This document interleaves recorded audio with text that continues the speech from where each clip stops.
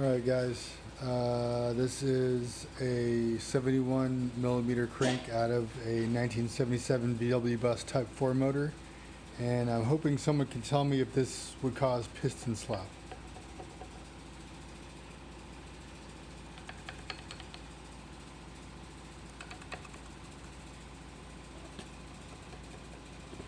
I have no idea what's normal and what's not. Thanks.